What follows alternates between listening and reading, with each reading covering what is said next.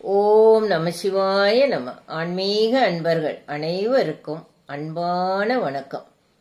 நம்முடைய சிவபுராண சிந்தனை தொடரில் இன்று நாம் பார்க்க போவது மெய்யே உன் பொன்னடிகள் கண்டு இன்று வீடு உற்றேன் என்ற அடியாகும்.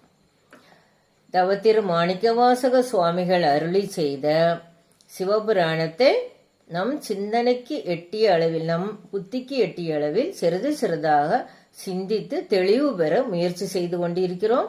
அந்த வகையில் இன்று நாம் பார்க்க போகும் அடியாகும் மெய்யே உன் பொன்னடிகள் கண்டு இன்று வீடுற்றேன் என்ற அடியாகும். இதில் மெய்யே இதை முதலில் பார்க்கலாம்.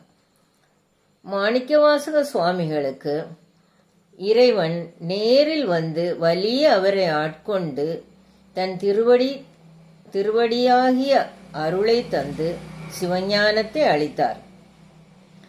இப்படி அளித்த அந்த குரு மனிதர் அல்ல, சிவபெருமானே என்று உணர்ந்து கொண்டார், உறுதியாக அறிந்து கொண்டார் சுவாமிகள். அதனால் அதை உணர்ந்து அறிந்து மெய்யே என்று உறுதியாக கூறுகிறார் சுவாமிகள். மேலும் மனித பிறவியில் உயர்ந்து விளங்கும் நெறிப்படி வாழவில்லையானால், மனித பிறவியில் நல்ல நெறிப்படி உயர்ந்த நெறிகள் அதுபடி வாழவில்லையானால் மறுபடியும் கீழான விலங்காக பிறக்க நேரிடும் என்று சாத்திரங்களும் தோத்திர நூல்களும் கூறுகின்றன. இந்த கூற்றை சிவஞானத்தால் உண்மை என்று உணர்கிறார் சுவாமிகள். அதனால் தாம் கேட்டதும் அறிந்ததும் எல்லாம் மெய்யே, சாத்திரங்களாலும் தோத்திர நூல்களிலும் படித்ததும் அறிந்ததும் கேட்டதும் இந்த நெறிப்படி வாழ வேண்டும் என்று அறிந்து கொண்டதும் எல்லாம் மெய்யே என்று அந்த கணத்தில், ஞானம் கிடைத்த அந்த கணத்தில் எல்லாவற்றையும் ஒரு சேர உணர்கிறார் சுவாமிகள். அதனால் மெய்யே என்று உறுதிபட கூறுகிறார் சுவாமிகள். பொன்னடிகள் கண்டு, இறைவனின் திருவடிகள் மாணிக்க சிவப்பும் தங்க நிறமும் கலந்து போல உள்ளது, அதனால் பொன்னடிகள் என்கிறார். அப்பர் தன் தேவாரத்தில் சொல்கிறார் அல்லவா, செந்தழல் உருவர் என்கிறார். அதாவது சிவந்த நெருப்பின் நிறம் என்கிறார் இறைவனை பார்த்து. அதே போல சம்பந்தரும் கூற்றுதைத்த பொன்னடி என்று பாடுகிறார். மாணிக்கவாசக சுவாமிகளும் அதை போல பொன்னடி, இறைவனின் திருவடிகள் பொன் போன்ற தங்க நிறம் போல ஜொலிக்கின்ற அடிகள், திருவடிகள் என்று சொல்கிறார் சுவாமிகள். கண்டு, இப்பேற்பட்ட பொன்னடியை காண நினைத்து முயற்சி செய்யும் எல்லோராலும் காண முடியாது. தியானத்தால் காணலாம் என்றாலும் அந்த அகண்ட ஜோதியின் அடியும் முடியும் காண முடியாது. அது கற்பனை கடந்த ஜோதி. அப்படிப்பட்ட திருவடியை இறைவன் அருள் கிடைத்தால் மட்டுமே காண முடியும்.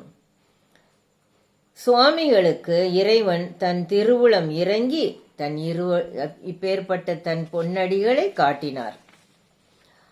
அந்த சந்தர்ப்பத்தில் இதை தவறவிடாமல் சுவாமிகள் கண்டு ஆனந்தம் அனுபவிக்கிறார். இதையே கண்டு என்கிறார் சுவாமிகள். இன்று வீடு உற்றேன், இறைவனின் திருவடியை கண்டதுமே விடுதலையாகி மோட்சமாகிய வீட்டை அடைந்தேன் என்கிறார் சுவாமிகள். கண்டவுடன் நடந்ததை இப்போது என்று கூறாமல் இன்று என்று கூறுகிறார் சுவாமிகள். இதோ உடனே கண்டேன் என்ற ஆரவாரமாக கூறாமல் அடக்கமாக இன்று கண்டேன், இன்று வீடு உற்றேன் என்று அடக்கமாக கூறுகிறார் சுவாமிகள். வீடு உற்றேன் என்றால் மோட்ச வீடாகிய சிவஞானம் தரப்பெற்றேன், இறைவனிடமிருந்து பெற்றுக்கொண்டேன் என்கிறார் சுவாமிகள். சிவஞானம் கிடைத்ததும் சுவாமிகள் என்ன நிலையை அனுபவித்தார்? நான் என்ற உணர்வும் கடவுளாகிய நீ என்ற உணர்வும் ஒன்றாகும் நிலையை அனுபவிக்கிறார்.